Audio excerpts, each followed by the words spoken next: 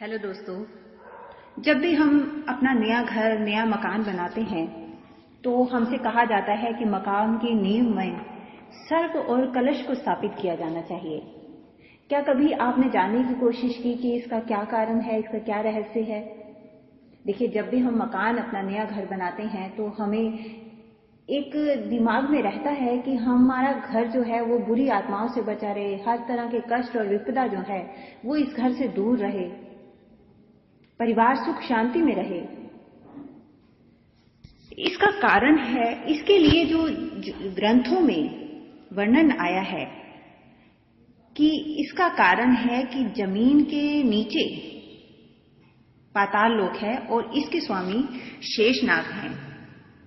और पौराणिक ग्रंथों में यह भी वर्णन आया है कि शेषनाग के फन पर ही पृथ्वी टिकी हुई है।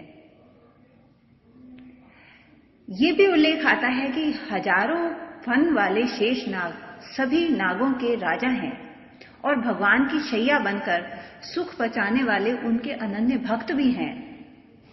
साथ साथ इस चीज का भी ग्रंथों में उल्लेख है कि जब जब भगवान ने धरती पर अवतार लिया तो ये भी उनके साथ लीला करने के लिए आए हैं।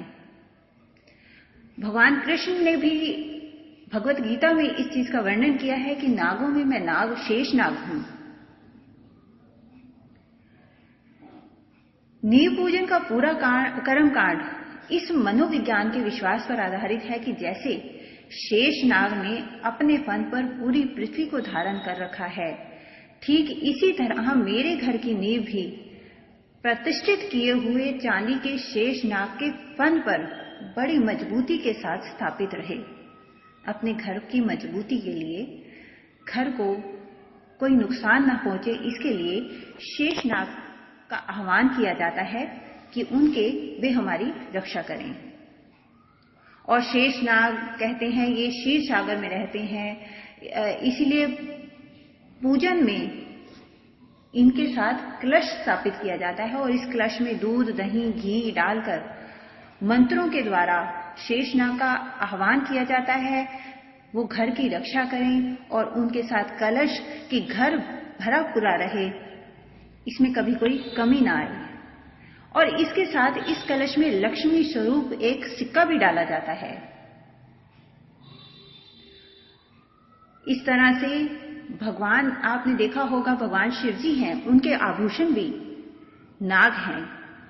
और ये भी वर्णन आता है कि लक्ष्मण और बलराम जो हैं वो शेषनाग के ही अवतार रहे हैं।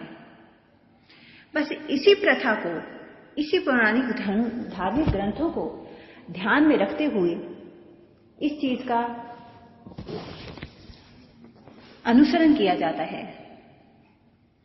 और ये पुरानी मान्यताएं निराधार नहीं हैं। उम्मीद है इससे आपको मेरी इस वीडियो से आपको मदद मिलेगी। मेरी आपसे एक रिक्वेस्ट और है, प्लीज सब्सक्राइब।